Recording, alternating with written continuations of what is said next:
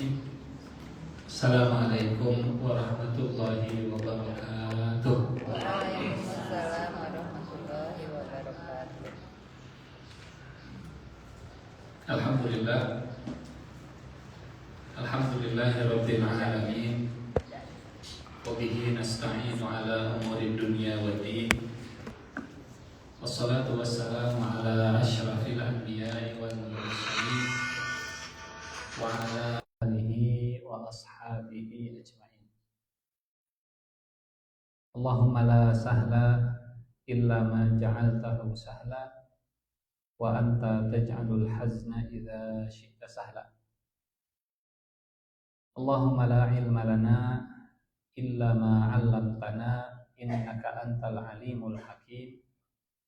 Allahumma 'allimna ma yanfa'una wanfa'na bima 'allamtana wa zidna ilman wa 'amalan ya rabbal alamin. Amma ba'd.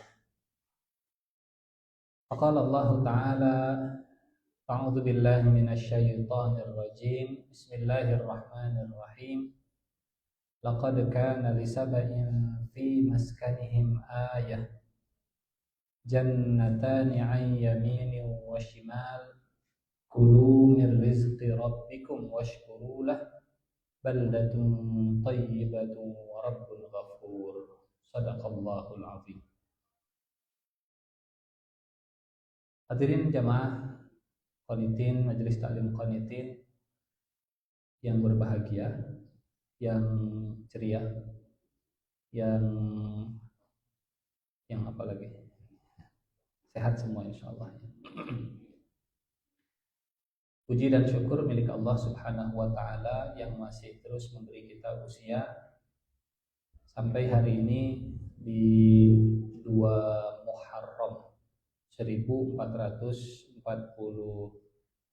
Hijriah.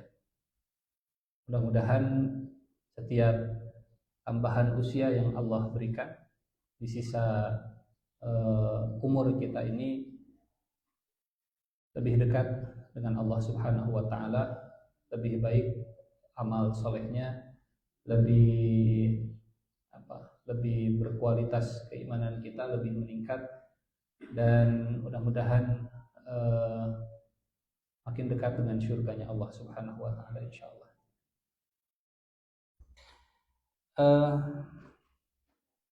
Pekan ketiga seperti biasa tema-tema kita mengangkat tematik, kajian tematik, dan biasanya kita membahas kitab Asyratus Sa'ah, tanda-tanda kiamat. Untuk pertemuan pekan ketiga ini insyaallah kita membahas ini dulu,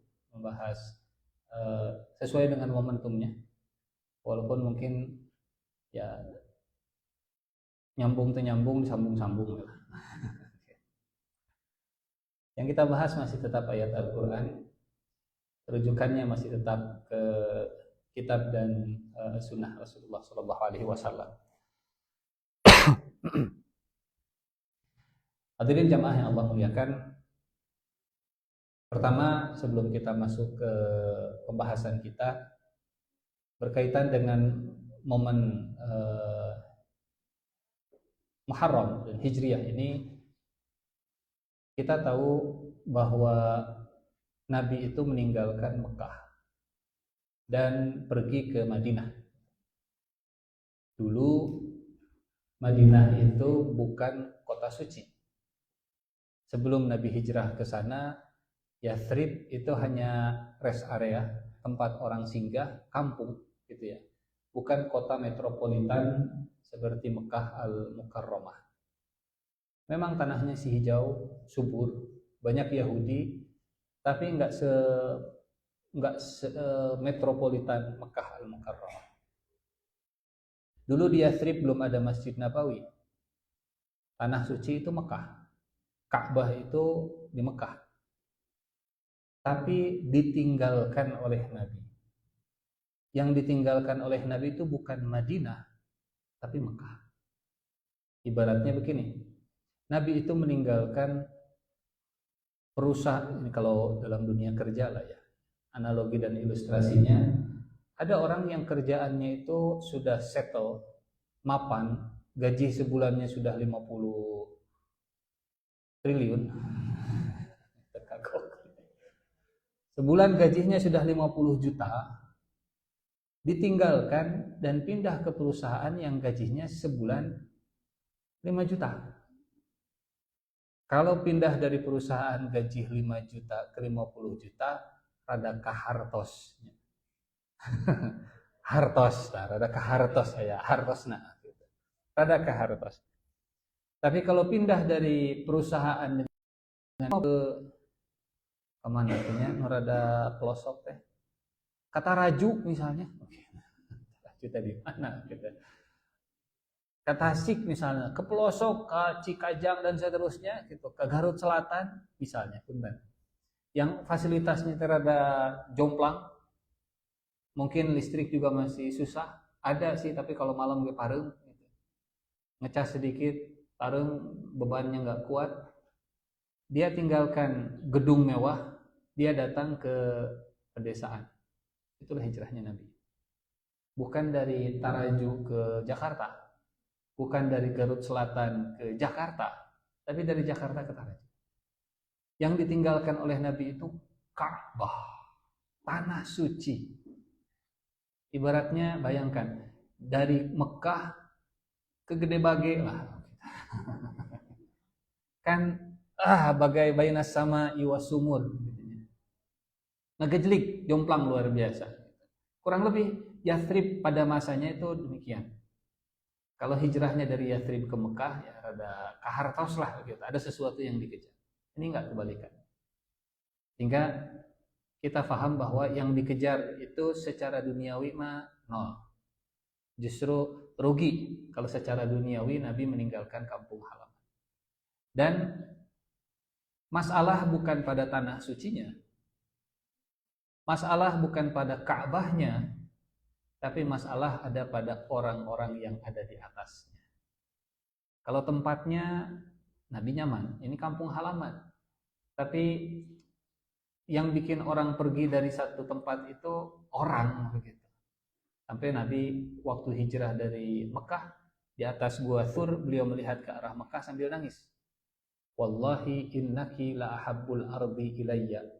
Wahai Mekah, engkau adalah sebaik-baik negeri saya. Sebaik-baik negeri yang saya sukai dan saya cintai. Walaula anna qaumaki akhrajuni ma kharajtu minki.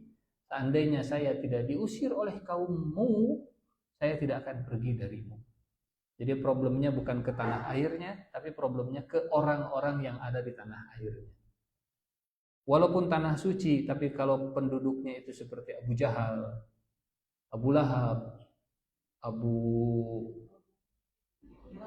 ayo, pikiran kita pasti sama. Abu Sa'ad ya, Abu etalah pokoknya nama begitu ya. Kalau orang-orangnya seperti itu, nggak ada masalah dengan tanah airnya. Kita cinta dengan tanah airnya, tapi orang-orang yang ada di tanah airnya yang membuat kita jadi pengen kabur aja dulu lah, gitu. Pergi saja dulu. Masalahnya bukan dengan tanahnya, bukan dengan Ka'bahnya, bukan dengan Masjidil Haramnya, tapi dengan orang yang ada di sana. Dan walaupun Yathrib itu kampung, ya, walaupun Yathrib itu bukan kota besar, tapi di Yathrib itu ada Al-Ansor. Ada orang-orang yang siap membackup dan menolong Rasulullah Sallallahu Alaihi Wasallam. Sehingga orang itu yang bikin tertarik, gitu ya. Tempat itu nomor 2. Kalau di perusahaan, misal, mana tempat kerja yang lebih awet, yang gajinya sebulan 50 juta, tapi toksik orang-orangnya, politik kantor sikut kanan, sikut kiri, injak atas, injak bawah, atau yang gajinya 50 miliar, tapi suasananya nyaman? Bang dijawab ya. Tidak salah pertanyaannya juga. Rada turun sedikit gajihna, gitu ya. Tapi rada gede gajahna. Gaji turun, gajah naik. Agak sedikit penghasilannya, tapi lebih nyaman bekerjanya. Itu cerita hijrah. Meninggalkan orang karena orang. Di sana ada Abu Jahal, di sini ada Ansor. Memang di situ ada Ka'bah, di situ tanah suci. Di sini ya seperti itu. Nah, jadi dari hijrah Rasulullah Shallallahu Alaihi Wasallam ternyata semua bicara atau porosnya itu atau masalahnya itu adalah masalah di orang-orangnya. Walaupun tanah suci, tapi kalau orangnya seperti Abu Jahal, mending kabur aja dulu. Dan kisahnya selalu berulang. Kisah yang akan kita angkat, tema pada Rabu pekan ini, kita akan mengangkat sebuah negeri yang suburnya gemah ripah loh jinawi, mungkin mirip seperti negeri kita, karena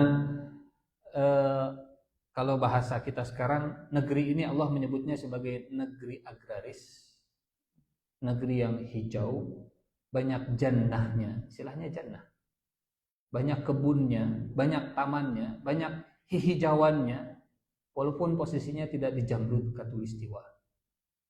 Walaupun mungkin kalau dibandingkan dengan Indonesia nggak ada apa-apanya, nggak ada apa-apanya, betul, nggak ada apa-apanya. Di kita mah disebutnya saja taman mini, padahal gede. Taman mini Indonesia, kita mini. Sementara di Mesir misalnya, mereka menyebutnya Taman Hadikotul Kubro, padahal Indonesia mah tawadu gitu. Iya, taman mini ya. Taman mini Indonesia indah. Indonesia indah tapi ini taman mininya saja. Padahal gede, luar biasa luas. Jadi ada sebuah negeri yang jadi nama surat di dalam Al-Qur'an. Surat ke-34. Surat Saba. Kita akan tadabbur, tapi tadabburnya tidak melanjutkan. Kita akan mencoba menggali sebuah kisah di masa lalu, di mana dulunya subur luar biasa, tapi kemudian peradaban itu hilang. Negeri itu sudah tidak bersisa lagi, dan sama seperti negara-negara sekitarnya yang kering kerontang jadi padang pasir dan seterusnya. Surat yang akan kita kaji sama-sama, kisah tentang Saba ini, Bapak Ibu, Allah tempatkan di dua surat yang berbeda. Kisah Saba pertama dalam surat An-Naml, kisah Saba yang kedua dalam surat Saba itu sendiri. Satu di surat ke-20, An-Naml surat keberapa? 26, 27, 26. Ya. 27 ya. 26 Asy-Syu'ara, 27 An-Naml. Satu di surat An-Naml dalam kisah Nabi Sulaiman dan burung hudhud. Kisah yang lain di surat Saba itu sendiri. Memang kalau pengen utuh dari An-Naml kemudian lanjut ke surat Saba. Karena negeri Saba ini umurnya termasuk yang langgeng dari sejak zaman Nabi Sulaiman, baru hancur itu sekitar 50-70 tahun, satu abad sebelum kelahiran Rasulullah SAW. Nabi itu lahir di abad ke berapa Masehi? Nabi lahir 571 Masehi, berarti abad ke-6. Nabi lahir di abad ke-6, dan beberapa puluh tahun sebelum Nabi lahir, negeri Saba itu hancur. Padahal umurnya sudah ada sejak zaman Nabi Sulaiman. Kerajaan Nabi Sulaiman sendiri sudah hancur setelah Nabi Sulaiman meninggal dunia. Kerajaan Nabi Sulaiman, setelah Nabi Sulaiman meninggal dunia, Bani Israil itu terpecah belah jadi dua. Akhirnya kerajaan utara, kerajaan selatan. Dan karena sudah pecah dari dalam kerajaannya Nabi Sulaiman, datang Bukhtanasor, Nebukadnezar ya, dari Irak, kemudian menjajah negeri Bani Israel, dan banyak Bani Israel yang jadi budak dibawa ke ke negerinya Bukhtanasor tersebut. Diperbudak Bani Israel di sana, dan yang mengembalikan Bani Israel ke ke Palestina waktu itu, kalau dalam sejarah mereka, seorang raja dari Persia namanya Sirius II, yang diyakini oleh mereka, diyakini oleh ahli kitab, Sirius inilah yang diyakini sebagai Zulkarnain. Jadi kalau cari-cari siapa Zulkarnain versi mereka, Zulkarnain adalah Sirius, rajanya Persia, yang membantu mengembalikan Bani Israel dari penjajahan ke kemerdekaan, balik lagi ke tanah airnya. Bani Israel. Mereka beriman ya pada Allah Subhanahu wa taala. Baik. Sementara kerajaan Sabah di zaman Nabi Sulaiman mereka sudah ada. Setelah Nabi Sulaiman meninggal dunia, Bani Israel pecah, mereka tetap ada. Saya tidak tahu persisnya Nabi Sulaiman itu hidup di abad keberapa Masehi. Yang jelas sebelum Masehi, sebelum Nabi Isa Al-Masih. Katakanlah misal. Karena kalau baca-baca di rujukan mah 8 sebelum Masehi, 10 sebelum Masehi, 10 abad sebelum Nabi Isa alaihi salam lahir. Ini peradaban yang umurnya cukup panjang, tapi kemudian hancur dalam waktu yang hancur, dan orang nggak nyangka sama sekali bisa hancur. Sampai hari ini nggak ada sisanya lagi. Sampai hari ini nggak ada orang menyebut Sabah. Jejaknya itu nggak terlihat seperti jejaknya Mesir misalnya. Ada sisa piramida dan seterusnya. Baik. Laqad kana lisaba'in fi maskanihim ayah. Bapak Ibu yang Allah muliakan, mungkin kita ke surat An-Naml dulu ya. Ke surat 27, persisnya di ayat 22. Famakatha ghayra ba'idin faqala ahattu bima lam tuhit bihi wa ji'tuka min saba'in binaba'i yaqin. Saat Nabi Sulaiman mendapat informasi, kabar dari burung hudhud, dan ini menarik. Apa yang membuat hudhud bisa datang sejauh itu ke negeri Sabah? Karena burung, namanya hudhud sebagai burung, kalau kita cari sifat burung hudhud sangat mudah tertarik dengan hijau-hijauan, dan akan datang ke wilayah yang subur, minimal untuk mencari makan tertarik wae gitu. Apa yang membuat hudhud datang dari negerinya Nabi Sulaiman alaihi salam ke Yaman? Karena hudhud melihat di Yaman itu ada kesuburan, ada kehidupan yang begitu luar biasa. Dan laporan dari hudhud inilah akhirnya yang membuat Nabi Sulaiman mengirimkan surat ekspansi kalau bahasa kita, walaupun tujuannya bukan untuk menjajah ya, tujuannya bukan untuk memperluas wilayah. Tujuan Nabi Sulaiman hanya untuk berdakwah. Kisahnya masyhur insyaallah. Kata Nabi Sulaiman, idhab bi kitabi hadza. Nabi Sulaiman kemudian mengirim surat, dan surat yang dikirim oleh Nabi Sulaiman itu sangat powerful, luar biasa. Kata Nabi Sulaiman, Bismillahirrahmanirrahim, innahu min Sulaiman wa innahu bismillahirrahmanirrahim alla ta'lu alayya wa'tuni muslimin. Surat ini dari Sulaiman, dan sesungguhnya isi suratnya dengan nama Allah yang Maha Pengasih lagi Maha Penyayang. Jangan Allah ta'lu alayya, jangan bersikap arogan terhadapku, dan datanglah kepadaku dengan muslim. Muslim maknanya bisa berserah diri, muslim maknanya bisa berdamai, atau muslim maknanya bisa tunduk kepada Allah Subhanahu wa taala. Kalau muslim kepada Nabi Sulaiman artinya menyerah. Kalau muslim difahami kita berdamai, orang Islam, orang yang cinta damai, menjaga keselamatan orang lain. Atau makna yang ketiga, muslim itu datanglah dalam keadaan tunduk kepada Allah Subhanahu wa taala. Dimensinya luas. Bisa hablu minallah, bisa hablu minan nas. Jadi surat ini isinya kalau engkau terima surat ini, jangan engkau ngajak perang. Datang saja dalam keadaan damai. Jangan arogan, datang saja dalam keadaan hubungan diplomatik dua negeri.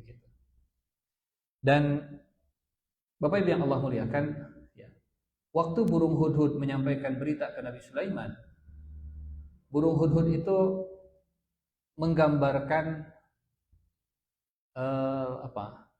sistem pemerintahan negeri Saba. Karena kalau di surat Saba sendiri itu nggak ada. Adanya di surat An-Naml. Adanya di surat An-Naml. Kata burung hudhud, inni wajadtu imra'atan. Saya menemukan seorang wanita. Saya mendapati seorang perempuan. Inni wajadtu imra'atan. Punten. Hudhud bisa membedakan mana laki-laki, mana perempuan. Sementara manusia modern sekarang bingung. Iya teh laki-laki atau perempuan. Ketinggali jenggotan tapi pengen dipanggil. Namanya, lihat di KTP namanya punten Ismail. Tapi panggil saja saya Iis ya.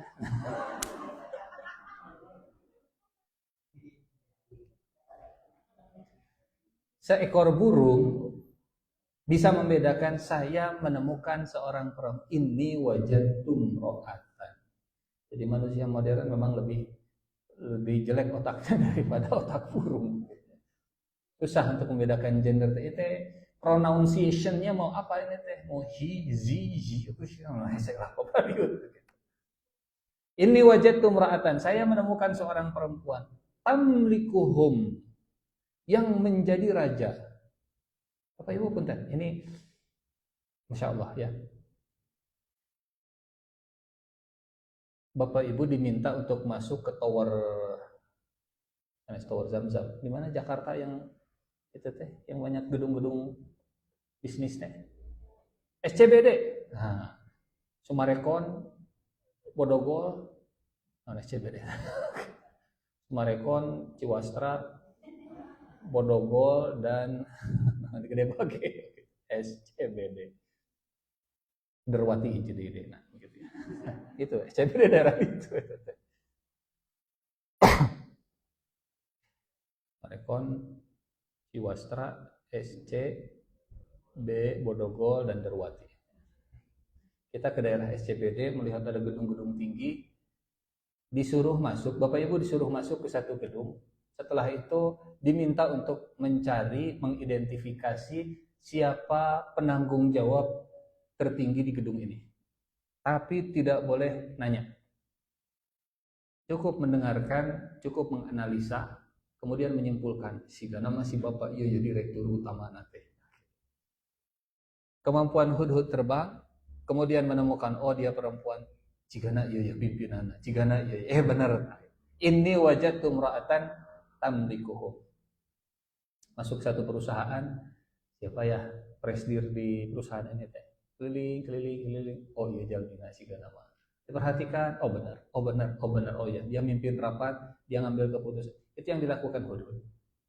Jadi info. Inni wajadtu imra'atan tamlikuhum wa utiyat min kulli syai', dan dia diberikan banyak hal.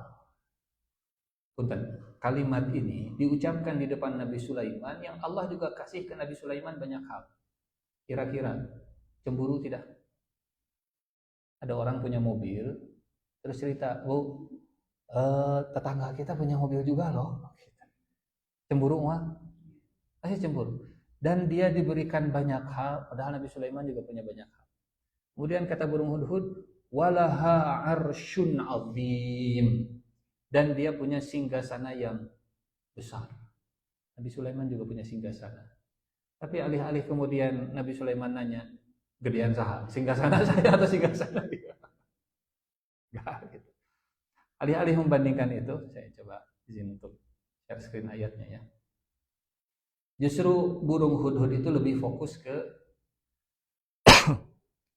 singgasana besar yang dimiliki oleh Ratu Saba itu seharusnya membuat dia tunduk kepada pemilik singgasana yang lebih besar. Di ayat ke-23, walaha arsyun azim, dia punya singgasana yang besar. Di ayat ke-26, Allahu la ilaha illa huwa rabbul arsyil azim. Jadi singgasana yang lebih besar, pemilik singgasana yang paling besar adalah Allah Subhanahu wa taala. Kalimat ini ada yang menyebut diucapkan oleh burung hudhud, ada juga yang diucapkan oleh Nabi Sulaiman alaihissalam. Jadi daripada membandingkan saya atau dia, fokusnya lebih ke Allah lah, pemilik singgasana yang paling besar. Allahu la ilaha illahu rabbul arsyil azim. Dan di ayat ini diperintahkan untuk sujud. Nah, singkat cerita, Bapak Ibu yang Allah muliakan, pertama kita tahu seperti apa sistem pemerintahan di negeri Sabah. Gender tidak masalah untuk menjadi pemimpin, gitu ya. Kemudian mereka syirik karena menyembah matahari. Yasjuduna lisyamsi. Kalau zaman Jepang pagi hari menghadap ke timur, kemudian apa itu Seikirei istilahnya Seikirei begitu. Jadi negeri penyembah matahari ternyata sudah disinggung oleh Allah dalam Al-Quran. Singkat cerita, dikirim suratnya oleh burung hudhud, diterima oleh Ratu Sabah, dan di ayat ke-32 kita belajar lagi tentang sebuah negeri di masa lalu, bagaimana negeri Sabah dalam mengambil sebuah keputusan besar. Apakah keputusan itu hanya otoriter, diambil oleh satu orang tanpa musyawarah, atau memang ada musyawarahnya di sana? Ayat ke-32 kata Ratu Sabah, ya ayyuhal malak aftuni fi amri ma kuntu qati'atan amran hatta tashhadun. Wahai para menteri, wahai para pembesar, tolong kasih fatwa kepada saya. Aftuni. Fatwa itu dalam bahasa kita opini tapi yang sifatnya legal. Pendapat tapi yang punya landasan legal standing yang kuat. Bukan sekedar pendapat orang umum, tapi pendapat dari pemilik otoritas, namanya fatwa. Kita boleh bilang A, dan seorang ulama juga sama bilangnya A. Tapi ketika keluar A itu dari pemilik otoritas, itu jadi fatwa namanya.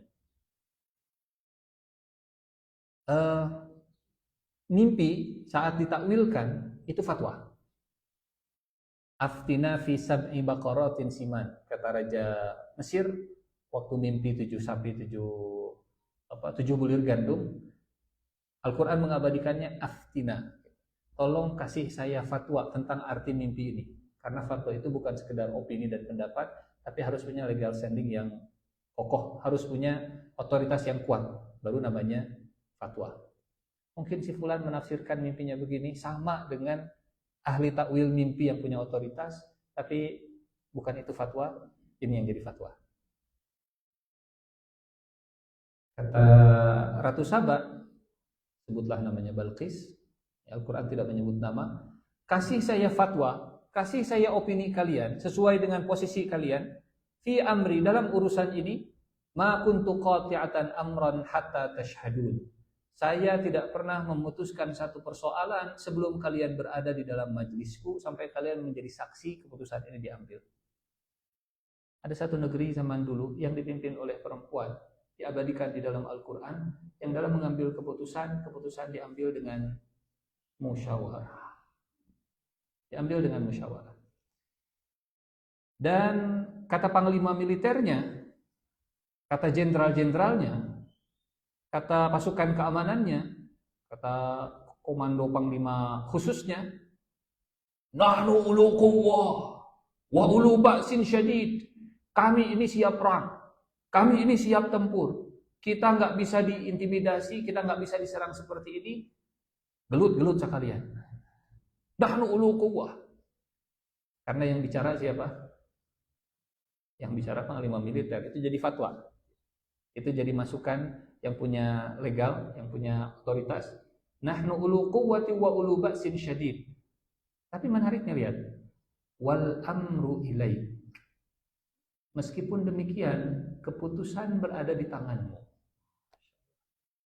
Jenderalnya laki-laki. Tapi kemudian mereka sangat respect dan menghargai pemimpin mereka yang perempuan. Nggak jadi masalah begitu ketika kami siap tempur dan keputusan terserah Anda. Apapun keputusannya terserah Anda. Ini gambaran yang unik, gambaran yang dalam tanda petik aneh begitu ya. Al-Quran mengabadikan negeri Saba ketika prajurit militernya nurut kepada seorang ratu. Wal amru ilaik fanzuri madza ta'muri. Ayat 33. Pertimbangkan apa saja yang kau perintahkan, gelut-gelut kami siap. Tapi kalau ada pertimbangan yang lain silahkan kau lakukan. Ayat 34. Ini kata-kata Ratu Saba yang diabadikan di dalam Al-Quran yang kalau bahasa kita sekarang jadi sebuah formula. Apakah Nabi Sulaiman ini, apakah Sulaiman itu seorang penguasa yang mudah disogok? Atau Sulaiman memang seorang pemimpin yang ideologis, oportunis atau ideologis? Mereka menekan kita, mereka menyuruh kita, memerintahkan kita untuk menyerah. Kalau bahasa kita sekarang, negeri Sulaiman ini seperti sedang mengganggu kedaulatan negeri Sabah. Nyuruh kita untuk tunduk dan menyerah. Tunggu. Kata Ratu Sabah, jangan melawan tekanan dengan serangan. Jangan fisik dilawan fisik. Kita tes dulu. Gimana cara ngetesnya? Kalau ada orang yang kelihatan idealis, cara ngetesnya adalah fulus. Kalau ada orang yang kelihatan demi rakyat gitu ya. Kalau ada orang yang kelihatan Masya Allah idealis, keiyalah coba. Itu kata-kata Ratu Saba. Qalat, kata Ratu Saba, innal muluka idza dakhalu qaryatan afsaduha wa ja'alu a'izzata ahliha adhillatan wa kadzalika yaf'aluna wa inni mursilatun ilaihim bihadiyah fanadhiratun bima yarji'ul mursalun. Raja-raja dan para penguasa itu kalau memasuki satu negeri, mereka akan membinasakannya dan menjadikan penduduk yang mulia jadi hina. Yang tadinya sudah stabil, yang tadinya sudah bagus, diobrak-abrik, diacak-acak, dikembalikan lagi ke nol. Yang kedua, yang tadinya terhormat kemudian akan dihinakan. Dan kemungkinan Sulaiman juga akan seperti itu. Demikian pula lah yang akan mereka perbuat. Prediksinya Ratu Saba. Tapi untuk mengetahui apakah mereka tipe pemimpin oportunis seperti itu, tes. Wait and see. Kita lihat dulu. Kita kirim utusan. Dan utusannya membawa hadiah. Hadiahnya gede. Yang mengirim hadiahnya adalah Ratu Saba. Katakanlah ini upeti. Kalau diterima upetinya, berarti memang dia datang surat yang dikirim itu ya seperti raja pada umumnya. Ini bukan pemimpin ideologis walaupun tulisannya Bismillahirrahmanirrahim. Tapi kalau ternyata Sulaiman bukan raja yang seperti kita prediksi, patut kita pertimbangkan ulang lagi. Akhirnya dikirimlah hadiah, gitu ya. Hadiah. Al-Quran sudah ngasih tahu bahwa bungkusnya selalu dalam bentuk hadiah. Ya hadiah kanggo bapak. Ya hadiah begitu. Tahadu tahabu Pak. Supaya kita saling mencintai gitu. Ini tahadu tahabu. Kirim hadiahnya. Jadi negeri Sabah adalah negeri yang begitu matang pemimpinnya, begitu faham tipikal para pemimpin pada umumnya, sampai Allah mengabadikan di dalam Al-Qur'anul Karim. Dan kata-kata itu keluar dari seorang ratu Saba. Lantas kalau jenderal-jenderalnya juga respect, siap. Kami siap tempur, tapi kalau ada opini yang lain, maka silahkan. Kami serahkan kepada Anda. Otaknya memang encer luar biasa. Gitu. Jadi ternyata kalau kita nggak bisa menghadapi dengan tentara, kalau memang face to face dan head to head itu susah, kuyewe dirusak. Nah, orang yang kelihatan powerful mungkin hadiah mah bisa lintuh, bisa liur. Kirimlah hadiahnya. Dan Bapak Ibu, hadiah dikirim oleh seorang ratu, kalimatnya saya yang akan mengirimnya. Ini hadiah tanda tangan langsung oleh seorang penguasa tertinggi dari negeri yang begitu subur, sampai hewan-hewan itu datang untuk cari makan di sana, dan hudhud pun tiba ke sana. Nanti kita akan lihat Allah menyebutnya dalam Al-Quran apa tadi? Laqad kana lisabain fi maskanihim ayah. Di tempat kediaman Saba itu ada tanda-tanda kebesaran Allah Subhanahu wa ta'ala. Tanda-tanda kebesaran Allah di negeri Saba. Jadi kirim apa kita ke mana? Ke Amerika teh kirim naon? Naon kirim emas, kirim emas. Kalau diterima, berarti coba kirim apa lagi? Kirim gas alam, diterima. Berarti memang ini kita datang untuk membawa demokrasi. Pak, ayo minyak. Ini rumusnya Ratu Saba. Wa inni mursilatun ilaihim bihadiyah anaziratun bima yarji'ul mursal. Jadi maksud Ratu Saba, jangan tergesa-gesa merespon dengan tentara. Respon nanti setelah kita mendapatkan data lawan seperti apa yang akan kita hadapi ini. Berangkatlah, dan Allah tidak menceritakan kemudian bergeraklah utusan Ratu Saba selama 40 hari di jalan dengan kalau Allah tidak cerita berarti nggak signifikan untuk jadi petunjuk dan hidayah. Al-Quran bukan buku cerita, Al-Quran buku petunjuk. Falamma jaa Sulaiman, ketika utusan itu sampai kepada Sulaiman, dan gambaran jauhnya itu dari kata seberharokat.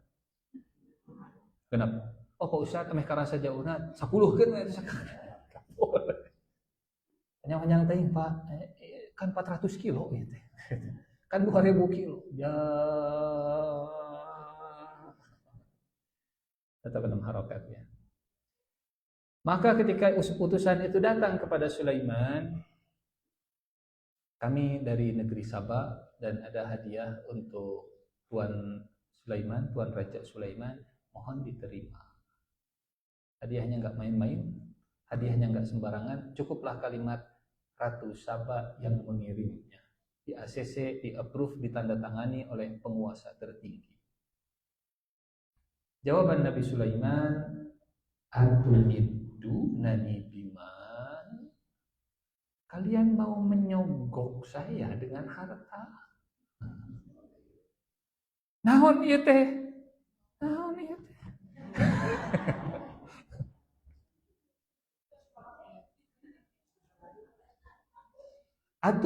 Nani bima, sabaraha ieu teh? 10 miliar? 10 miliar.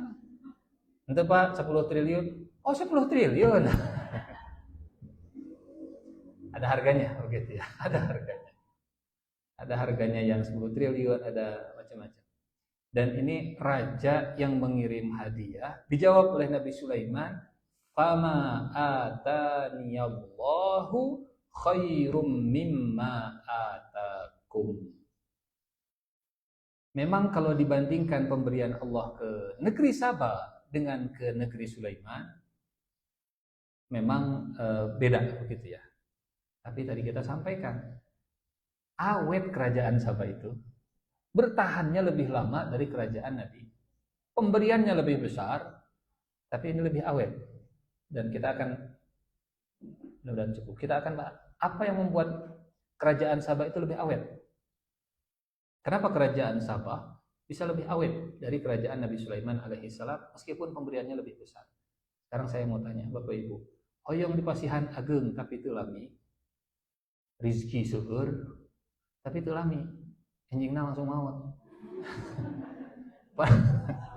Padahal kita dapatnya 10 triliun begitu. Tapi enjing langsung maut. Atau dapatnya ya seberapa. Dapatnya mungkin sebulan 1 juta begitunya. Tapi panjang sama mautna. Dan mautna enjing oge sami.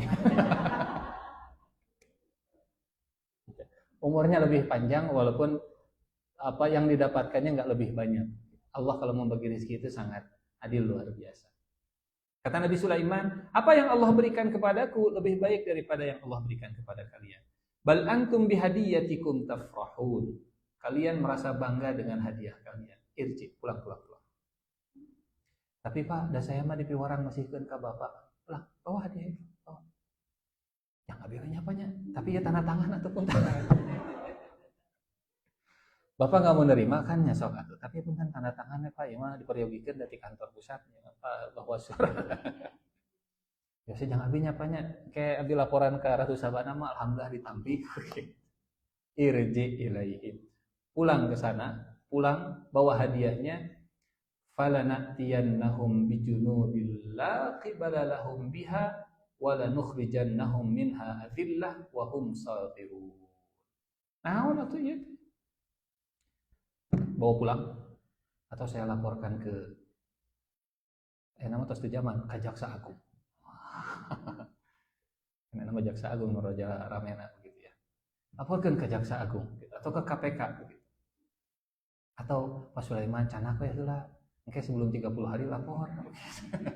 Ya tanda tangan sudah diterima. 30 hari ya kalau nggak salah. Kalau menerima sesuatu pejabat publik menerima asal masih di bawah 30 hari masih aman. Cuman kadang sebelum 30 hari sudah tangkap tangan. Ditangkap tangan dan seterusnya. Itulah hari trik-trik itu banyak macam-macam. Kembalikan. Dan saat utusan ini kembali, mereka lapor ke Ratu Sabah. Disitulah Ratu Sabah paham bahwa ini bukan raja biasa. Ini bukan raja oportunis yang sekedar ekspansionis, ingin memperluas wilayah dan pengaruhnya, kemudian menguasai sumber daya alam. Karena ini sumber daya alam yang sudah kita kirim besar-besaran, pulang semuanya utuh. Audit lagi cik, bisa aya nu ical di jalan. Lengkap, semuanya lengkap. Mantap. Sampai akhirnya Ratu Sabah memutuskan untuk membuka hubungan diplomatik. Dan inilah cikal bakal rahasia kenapa negeri Sabah dipanjangkan umurnya oleh Allah Subhanahu wa taala. Yang tadinya penyembah matahari saat bertemu dengan Nabi Sulaiman berubah menjadi penyembah Allah Subhanahu wa taala. Sebuah bangsa yang tadinya menganut ajaran syirik kemudian berubah menjadi penganut agama Islam bersama Nabi Sulaiman. Tapi untuk menjadi muslimnya itu proses. Dan prosesnya proses level tinggi. Untuk mendakwahi seorang penguasa tidak sama seperti cara orang biasa. Nabi Sulaiman luar biasa. Berangkatlah Ratu Sabah dari Yaman ke Palestina. Kata Nabi Sulaiman di istananya, "Ya ayyuhal mala, ayyukum ya'tini bi'arshiha qabla ayyatuni muslimin." Siapa yang bisa membawakan singgasananya, yang tadi kata Hudhud, dia punya singgasana yang besar. Siapa yang bisa membawakan singgasananya sebelum mereka datang kepada kita? Sebelum mereka tiba, singgasananya harus ada di depan saya. Bapak Ibu punten. Ini Palestina, ini Yaman. Ratu Sabah sudah bergerak dari Yaman. Sementara yang bawa singgasana masih di Palestina. Berarti bergeraknya 2 kali lipat harus lebih cepat. Karena harus ke Yaman dulu. Dari Yaman ngambil kemudian balik lagi ke Palestina sebelum Ratu Sabanya tiba. Kalau jarak dari Yaman Palestina katakanlah 3.000 kilo, berarti 6.000 kilo harus lebih cepat dari yang dari Ratu Sabanya sendiri. Open tender buat semua perusahaan kargo. Bagi pejabat-pejabat publik yang punya yayasan kargo, silahkan untuk didaftarkan begitu. Open tender, siapapun yang bisa memberikan penawaran lebih gercep, lebih cepat, lebih singkat, diterima oleh Nabi Sulaiman. Ya. Qala ifritum minal jinni, berkatalah jin ifrit, ana atika bihi qabla an taquma min maqamik. Ifrit itu cerdik, ifritun minal jinni, yang cerdik. Jadi memang ifrit itu maknanya positif. Ifrit cerdik dari kalangan jin. Sehingga untuk menjadi afarat memang harus cerdik. Ifrit untuk kata gimana? Apakah aparat itu bentuk jamak dari kata ifrit? Ifrit, ifritani, afarit. Memang harus cerdik. Qala ifritu minal jin, saya akan mendatangkan kepadamu singgasananya sebelum kau berdiri dari tempat dudukmu. Nabi Sulaiman kalau misalnya bekerja 9 to 5, duduk di kursinya dari jam 9 sampai jam 5, sebelum Nabi Sulaiman pulang ke mihrabnya, ke rumahnya, singgasana sudah ada. Jadi penawaran proposal dari jin ifrit 8 jam. 8 jam kargo terkirim, same day. Same day kan sok 8 jam. Qala alladhi 'indahu 'ilmun minal kitabi ana atika bihi qabla an yartadda ilaika tarfuk. Berkatalah seorang yang punya ilmu dari Alkitab, yang memindahkan singgasana Ratu Balqis itu bukan jin ifrit, tapi orang yang punya ilmu dari Alkitab. Saya bisa sebelum kau mengedipkan mata. Jadi kalau ada kargo yang bisa mengantarkan secepat kilat ini mungkin laku gitu ya. Karek check out, ceklik. Oke. Baru transfer gitu, sudah langsung tang qabla ayyartadda ilaika tarfu.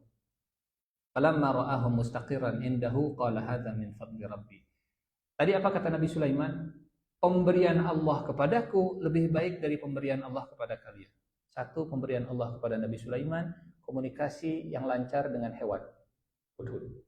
Dua, pemberian Allah kepada Nabi Sulaiman, teleportasi dan menterinya yang punya kemampuan untuk memindahkan singgasana dalam tempo yang sesingkat-singkatnya.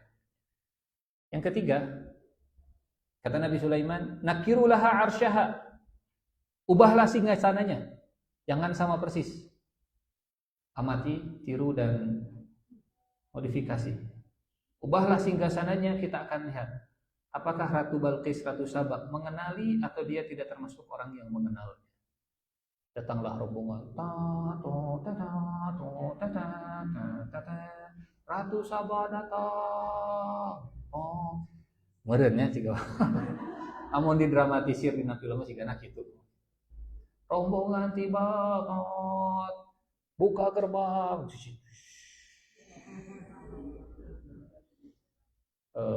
Zaman ayah nama karpet merah sudah dibentangkan, kanan kiri sudah ada tim band cabok, hadroh, pak. Disambut Ratu Saba luar biasa. Dan can ayah hadroh memberi bahalanya. Falamma ja'at, ketika Ratu Balqis, Ratu Saba datang, ditanya. Pemandangan pertama, ujian singgasana. Aha kata arshuki. Kalimatnya menarik. Bukan apakah ini singgasanamu, tapi kalimatnya apakah ini mirip seperti singgasanamu? Aha kata arshuki. Dan Ratu Saba menunjukkan kecerdasan diplomatisnya dalam memberikan jawaban yang baik. Ratu Saba tidak mengatakan, iya ini punya saya kayaknya. Kalau begitu mengklaim berarti. Padahal bentuknya sudah diubah. Tapi jawabannya diplomatis luar biasa. Ka'annahu huwa. Sepertinya dia mirip seperti singgasana saya. Ka'annahu huwa. Lolos tes pertama. Ka'annahu wa utinal ilma min qabliha wa kunna muslimin wa saddaha ma kanat ta'budu min dunillah innaha kanat min qaumin kafirin. Masuk ke tes yang kedua, dan ini yang akhirnya membuat Ratu Saba tunduk masuk Islam bersama dengan seluruh rakyatnya di zaman Nabi Sulaiman. Pertanyaannya begini Bapak Ibu, apakah negeri Saba baru berdiri di zaman Nabi Sulaiman? Enggak.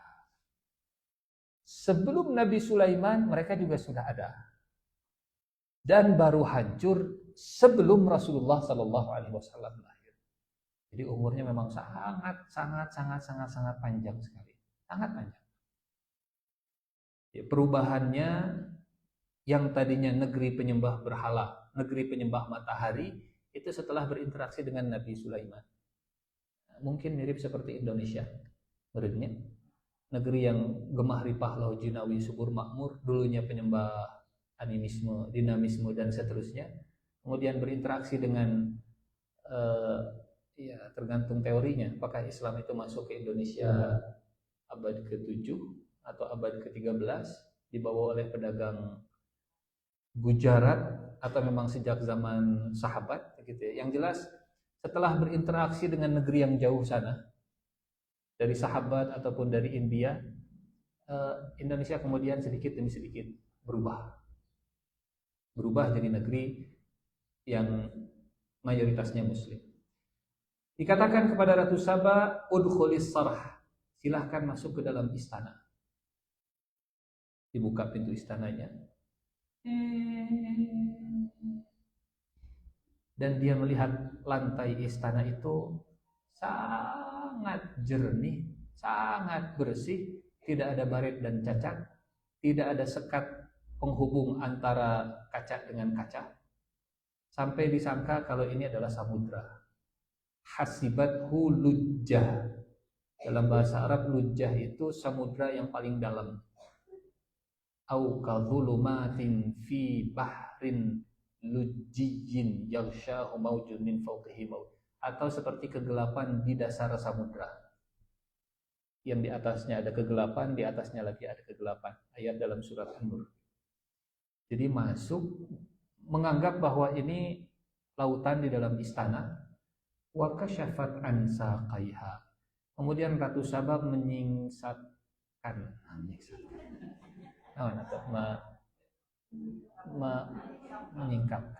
Tapi asa kurang pasnya menyingkapkan. Ya disingsatkan lah. Androknya, betisnya diangkat supaya nggak kebasahan bajunya. Kata Nabi Sulaiman, innahu sarhum mumarradum min qawarir. Apa maksudnya Nabi Sulaiman show of force ke Ratu Saba ini?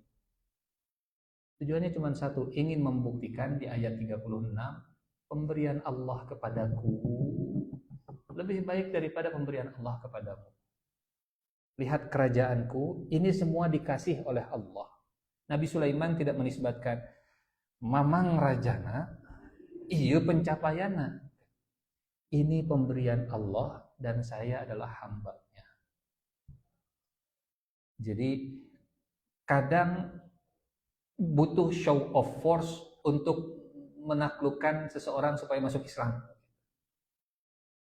Dan Ratu Saba masuk Islamnya setelah, wow, ini lantai, ya ini lantai kaca. Jadi kalau ada film Cinderella, menyingsatkan androknya sambil lari-lari begitunya, mungkin terinspirasinya dari kisah Ratu Saba. Sampai itu kaca. Kaca ini kaca, silahkan pegang. Sebersih ini. Sahanu meresanana aya cleaning service lah. Banyak pekerjanya, ya. Jin juga kerja di Nabi Sulaiman dan seterusnya. Meureun kabayang tadi kieu. Seorang ratu dari negeri yang subur makmur loh jinawi, pas datang ke Nabi Sulaiman jadi cupu, jadi cangok, begitu. Wah, apa ini? Wah. Tapi Nabi Sulaiman tidak merendahkan. Nabi Sulaiman mengajak, ini pemberian Allah kepadaku. Ma'atani Allah. Dan dengan seperti itu, Ratu Saba mendeklarasikan, Rabbi inni zalamtu nafsi wa aslamtu. Kata Ratu Saba, saya Islam. Saya berserah diri. Saya tunduk ma'a Sulaiman bersama. Apa artinya bersama? Level. Saya dan Sulaiman, kerajaan kami itu selevel. Hubungannya tidak atas atau bawah. Hubungannya tidak patronisme saya di atas, saya di bawah. Kita selevel, tunduk kepada Allah Subhanahu wa Ta'ala. Terbangunlah kerjasama bilateral, hubungan diplomatik antara kerajaan di utara dengan kerajaan di Yaman. Syam dengan Yaman di zaman Nabi Sulaiman dan Ratu Saba terhubung, terkoneksi karena seekor burung hudhud. Ini yang kemudian menjadi rihlatash syita'i was-saif. Yang sebelumnya mungkin tidak connect Saba, Sulaiman. Akhirnya terhubung. Nah, Bapak Ibu yang Allah muliakan, dari sinilah Allah Subhanahu wa Ta'ala kemudian memberikan hidayah ke seluruh negeri Sabah. Dan kita akan pindah ke surat Sabah itu sendiri. Surat ke-34 ya. Kalau kita lihat urutannya, mirip sekali dengan kisah di surat An-Naml. Sulaiman, Sabah. Di surat Sabah juga sama. Walaqad atayna Dawuda minna fadlan ya jibalu awwibi ma'ahu wat-tayr wa alanna lahul hadid. Ani'mal sabiqati wa qaddir fis-sad. Buatlah baju besi yang besar dan kami tundukkan kepada Sulaiman angin, dan Nabi Sulaiman punya pekerja dari kalangan jin. Mereka kalangan jin ini membuat untuk Nabi Sulaiman gedung yang tinggi, patung yang besar, piring yang besar seperti kolam, periuk yang masak makanan bergizi gratis.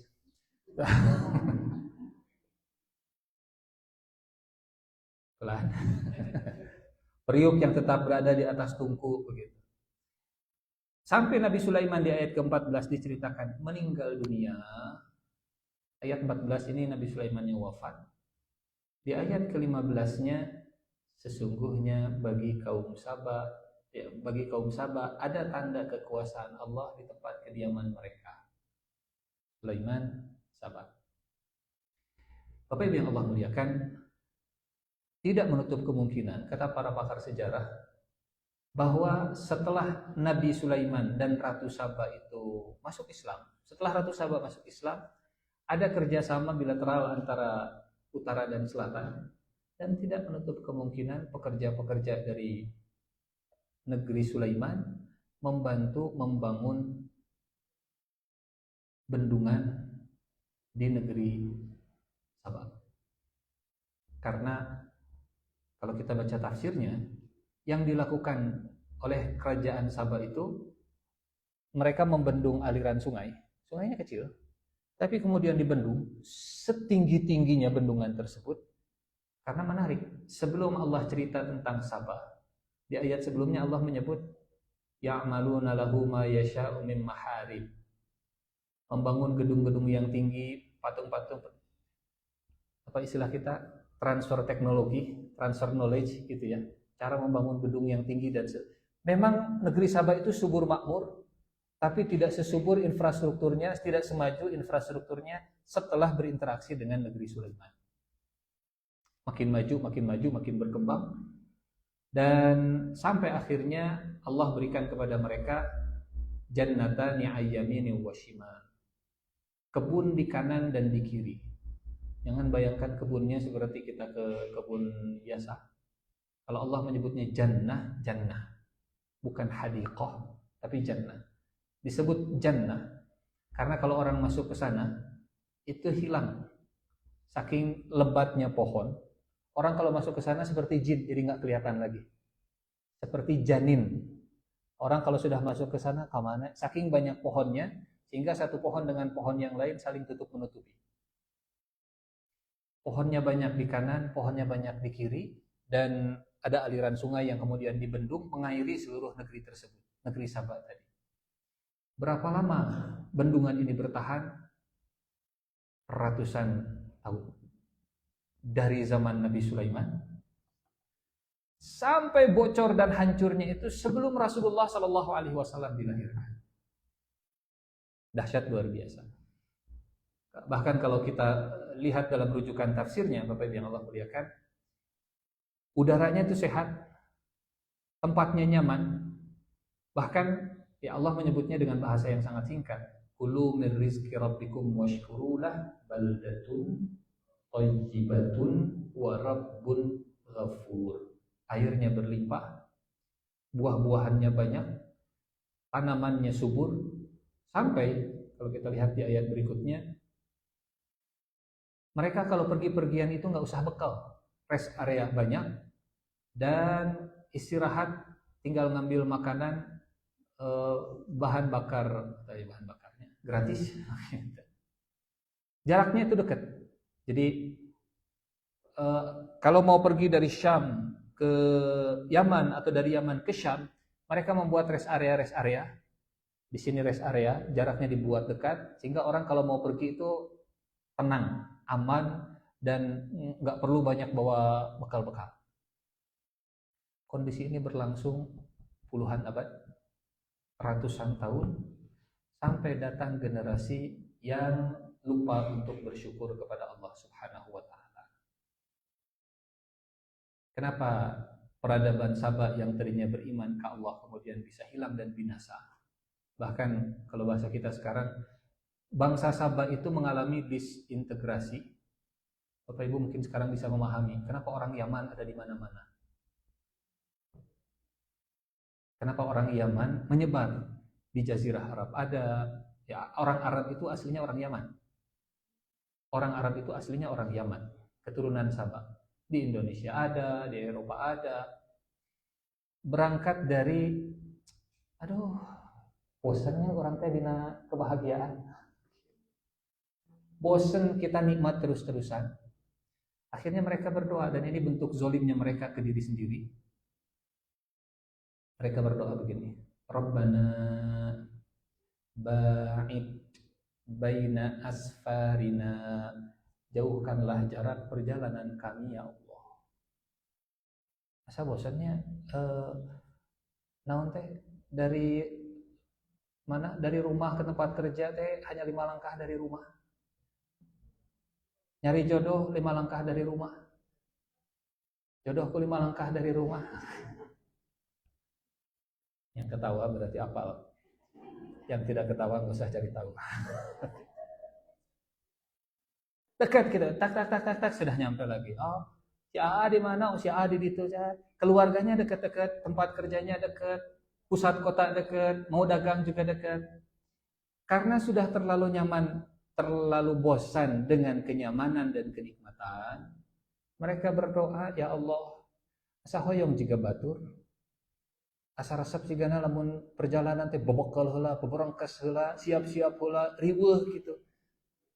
Riweuh heula. Ba'id baina asfarina ya Allah. Jauhkanlah jarak di antara kami ya Allah, orang-orang Sabah ini. Karena mereka dekat, kadia wargi, kadia gampang. Akses kemana-mana itu gampang. Jadi asa horeamnya jalanan teh mulus wae, cik orang rusak merada oprut sakedik jalan.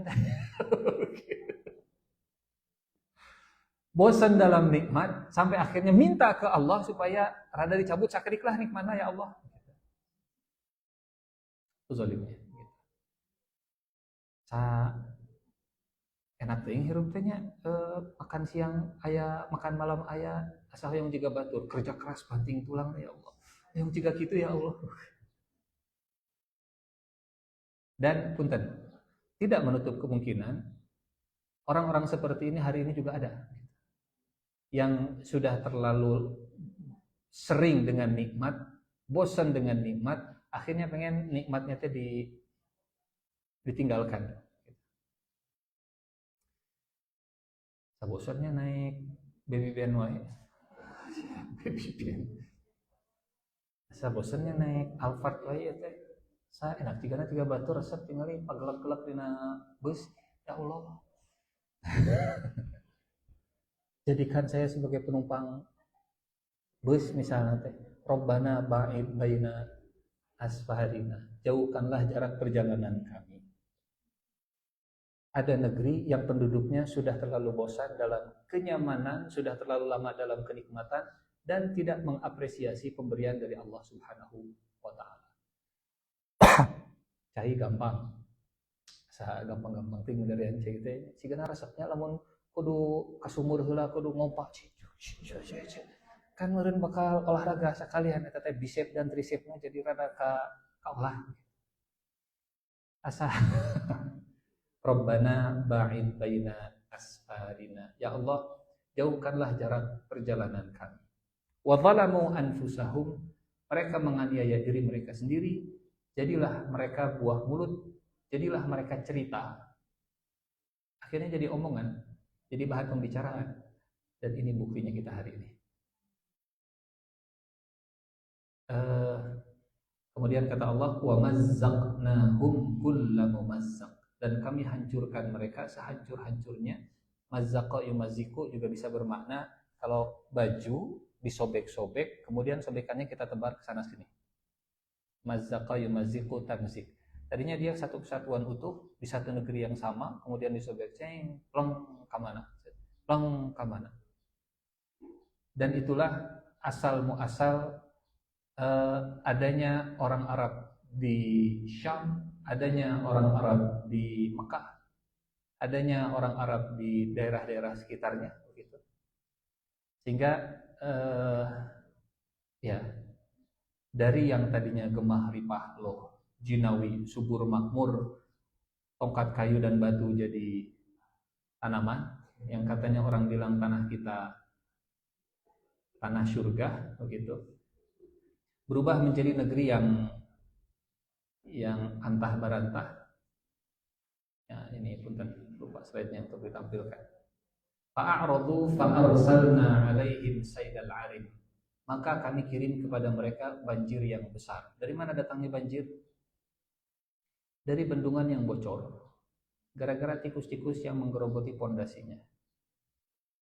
Tikusnya menggerogoti pondasi dan mereka sok atuh diurus ya teh fasilitas publik, infrastruktur untuk kesejahteraan masyarakat kudu diperhatikan, dijaga. Bosan kieu wae. Mereka fokusnya ke masing-masing ya. Mereka tidak lagi menjaga amanah yang sudah dibangun oleh dari zaman Nabi Sulaiman. Sampai akhirnya banjir bandang ini menghancurkan semua negeri Saba. Padahal ketahanan pangan sudah sempurna awalnya, keamanan dan kestabilan, pemerintahannya sudah dahsyat luar biasa, begitu ya, saling respek satu sama lain, kesehatannya juga terjaga, udaranya bersih. Allah menyebutnya singkat, baldatun thayyibatun wa rabbun ghafur. Baldatun thayyibah, kalau dalam Al-Qur'an, wal baladut thayyibu yakhruju nabatuhu bi'izni rabbi. Negeri yang tanahnya itu, Bapak Ibu lihat dalam surat Wal Baladut Thayyib, dalam surat Al-A'raf ayat 58. Saya izin untuk share screen juga ya. Apa yang dimaksud dengan baldatun thayyibatun? Di surat Al-A'raf, al-balad at-thayyib, dan tanah yang baik, negeri yang baik adalah negeri yang tanamannya tumbuh subur dengan seizin Allah. Tongkat kayu dan batu jadi tanaman. Orang bilang tanah kita tanah surga, tongkat kayu dan batu jadi tanaman. Plus. Mungkin terinspirasi dari Al-Quran. Wallahu a'lam bishawab. Baldatun thayyibatun wa rabbun ghafur. Titik baliknya ketika mereka berpaling, fa'aradu, sudah bosan dengan kemakmuran dan mereka mengabaikan seruan para rasul, seruan para nabi, seruan para utusan atau sisa-sisa peninggalan ajaran dari para nabi dan rasul, sampai akhirnya mereka lupa untuk syukur. Mulailah kehancuran sailal arim. Yang tadinya kebun mereka subur berubah jadi panennya pahit-pahit. Jadi Allah tidak zolim ke kaum Saba, tapi kaum Saba yang zolim ke diri mereka sendiri. Allah kalau ngasih hukuman bukan karena Allah benci, Allah kalau ngasih hukuman karena mereka memang layak untuk mendapatkannya. Ya, dari mulai generasi pendiri yang iman dan syukur, kemudian syukur itu yang melahirkan kemakmuran dan stabilitas, berubah setelah sekian. Kalau kata orang, generasi pertama itu pendidikan, generasi kedua mengembangkan, generasi ketiga menghancurkan. Ini mah generasi yang ke duka sabarahannya. Saya tidak punya catatan sejarah negeri Sabah berdiri tahun berapa, tapi catatan sejarahnya adalah negeri Sabah hancur sebelum Rasulullah SAW lahir. Makanya diabadikan dalam Al-Quran, lebih nempel buat orang Arab untuk jadi pelajaran, khususnya bagi orang Quraisy, bagi penduduk Quraisy. Wallahu a'lam bishawab. Apa hubungannya dengan momen Hijriah? Ya, hubung-hubungkan saja. Mudah-mudahan negeri kita tetap baldatun thayyibatun wa rabbun ghafur, dan bendungannya tidak bocor, gitu ya. Bendungan Jatiluhur tidak hancur. Kalau bendungan Jatiluhur rusak, listrik mati. Kalau listrik mati, sudah oleng semuanya, susah semuanya. Wallahu a'lam bishawab. Ada yang mau didiskusikan sebelum kita tutup?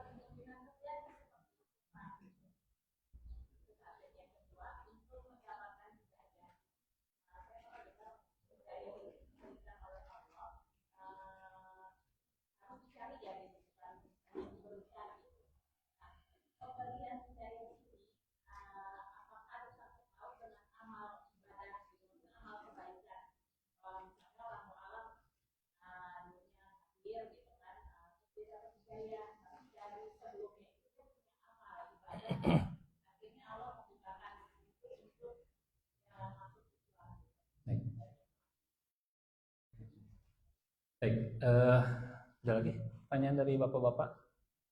Tadi ada yang ngacung, enggak?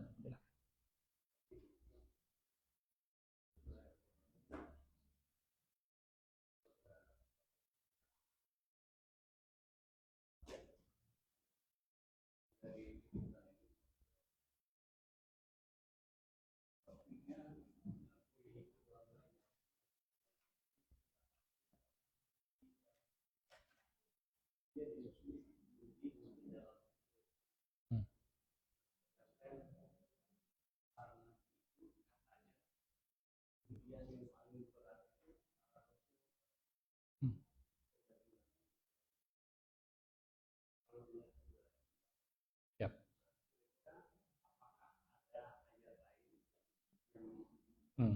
Pernah susah nggak Nabi Sulaiman? Ya. Enggak, silah. Assalamualaikum warahmatullahi wabarakatuh.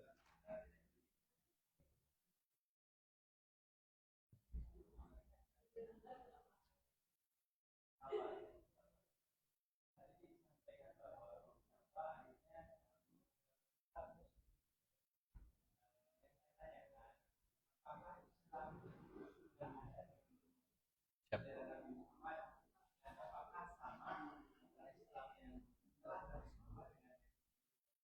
Siap.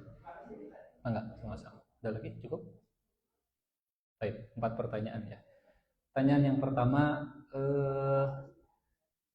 mungkin, ya, selama sistem di negeri kita itu masih seperti ini, maka hasilnya pasti pemimpin adalah cerminan rakyat, pasti.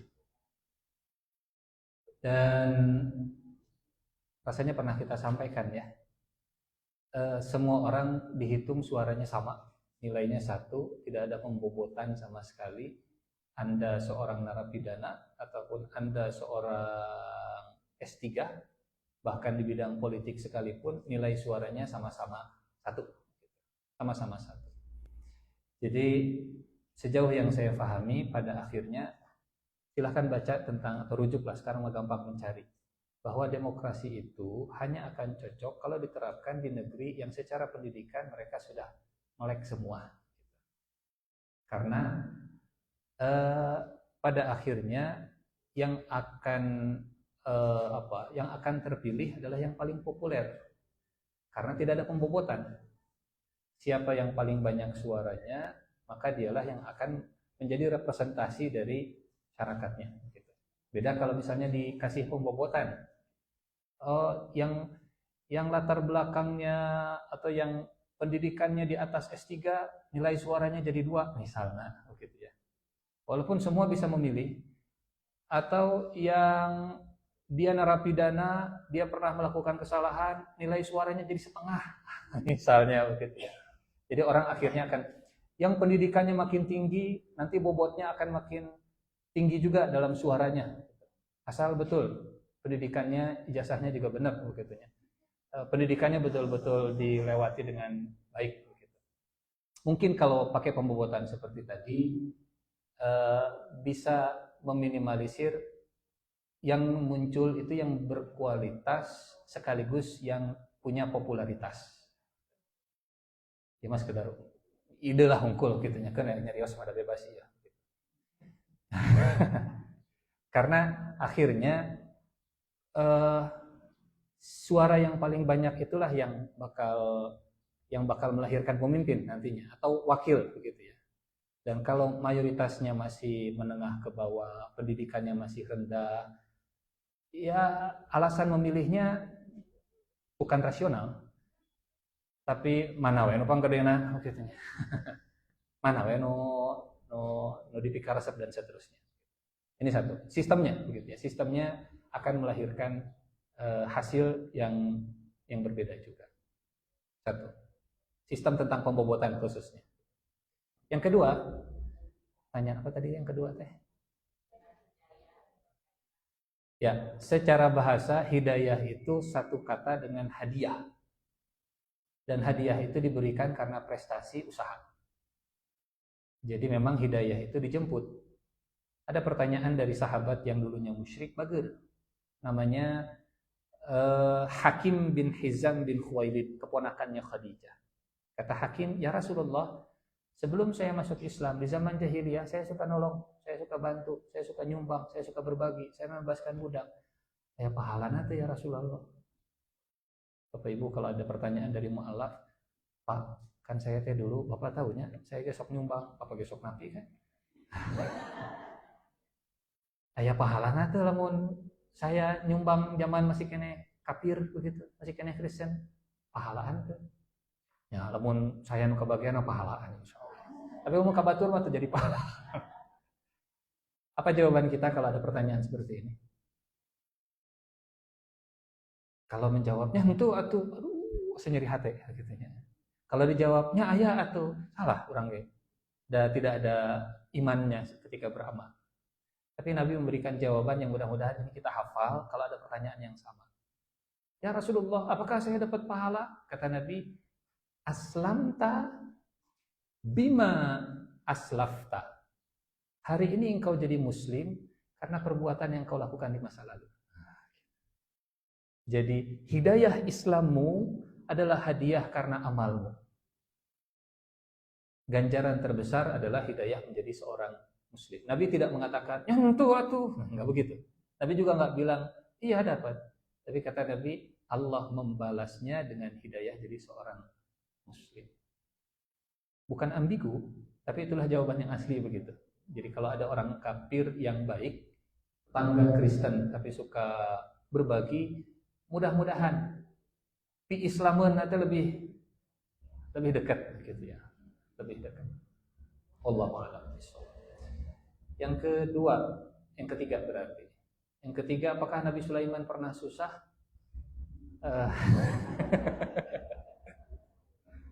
Sepertinya jadi Nabi Sulaiman saja sudah susah.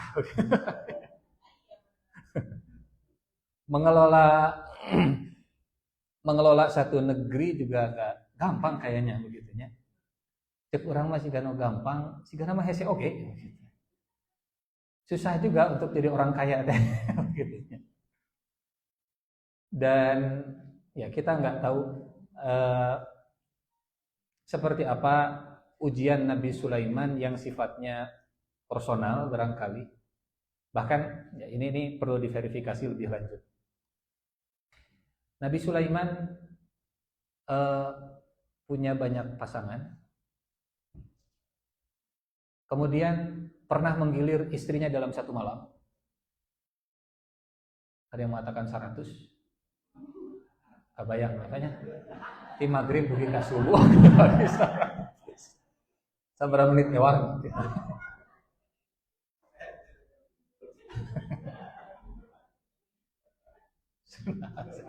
tang dibayangkeun dengan niat dari 100 istrinya ini kalau punya anak semuanya akan jadi prajurit. Ini riwayatnya nanti perlu kita verifikasi apakah sahih, tapi ada riwayat seperti ini. Tapi Nabi Sulaiman lupa untuk menyebut insya Allah.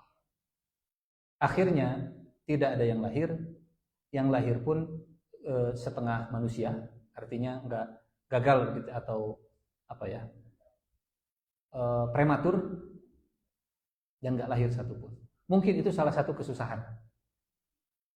Kesusahan tuh kalau punya istri 100. JWS.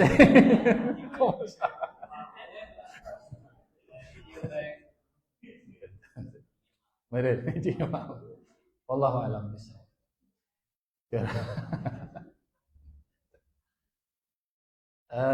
Selain itu saya tidak tahu begitu ya, apakah Nabi Sulaiman itu dididik dengan sangat keras oleh Nabi Daud alaihissalam karena bapaknya itu seorang militer. Apakah didikannya juga didikan militer sehingga lahir anak yang begitu luar biasa? Wallahu a'lam bishawab. Jadi ya kalau nggak bisa jadi Nabi Sulaiman ya rujukan kita Nabi Muhammad saja. Allah. Yang terakhir Islam. Semua nabi itu Islam. Tapi apakah tata cara ibadahnya Nabi Ibrahim, Nabi Musa sama seperti tata cara ibadahnya kita? Beda. Fir'aun, kalimat terakhir Fir'aun waktu tenggelam, amantu billadzi amanat bihi banu Israil wa ana minal muslimin. Saat Fir'aun kekerbekan di dalam lautan, kekerbekan itu apa ya? Ya, orang tenggelam. Ya, bahasa Indonesianya apa kekerbekan itu? Iya, mengkerebek. Ada saya sudah di Indonesia kan kekerbekan. Saat Fir'aun bebelak-bekak. Lah. Saat Fir'aun sedang tenggelam, hatta idza adrakahul gharaq, ketika Fir'aun mendapati dirinya tenggelam, kalimat terakhirnya adalah aku beriman tidak ada Tuhan yang disembah kecuali Tuhannya Bani Israel, wa ana, kata Fir'aun, wa ana minal muslimin. Dan saya termasuk orang yang muslim. Pertanyaannya begini, kalau Fir'aun pas lagi meninggal ingin mengklaim sebagai muslim, kira-kira Nabi Musa agamanya apa? Kan mau mungkin kata Fir'aun teh saya pengen muslim, cek Nabi Musa tidak bima Yahudi. Kamu mungkin. Sampai dirinya Islam dari bima Yahudi nggak mungkin. Nabi Musa-nya Islam, Fir'aunnya juga pengen jadi Muslim. Tapi, nah, kalau semua Nabi itu Muslim, Muslim itu artinya orang yang berserah diri kepada Allah Subhanahu Wa Taala, orang yang menerima untuk diatur hidupnya oleh Allah Subhanahu Wa Taala, orang yang pasrah dengan takdir dari Allah tanpa meninggalkan usaha, itu namanya Muslim. Tapi apakah sholatnya Nabi Sulaiman sama dengan sholatnya kita? Beda. Bahkan ada yang mengatakan Nabi Sulaiman ketika meninggal itu lagi sholat. Cuman sholatnya sambil megang tongkat gitu. Kita teh nuju sholat. Maut. Kuatnya Nabi Sulaiman, maut nawe, berdiri, matak 100 istrina. Kita, jangankan maut, tunduh wae sudah nggolepak. Ini mati berdiri Nabi Sulaiman. Sampai jinnya juga nggak tahu kalau Nabi Sulaiman sudah mati. Apalna teh nuju sholat. Maju sholat, padahal mati. Sudah mati tapi berdiri. Kan keren. Fisiknya begitu kuat, luar biasa. Terus dibahas deh. Wallahu a'lam bishawab. Enggak. Oh, yang kayak dikirimkan ke grup. Oke, sekedap perlu dihurungkan deh berarti. Yang mana? Yang terakhir teh yang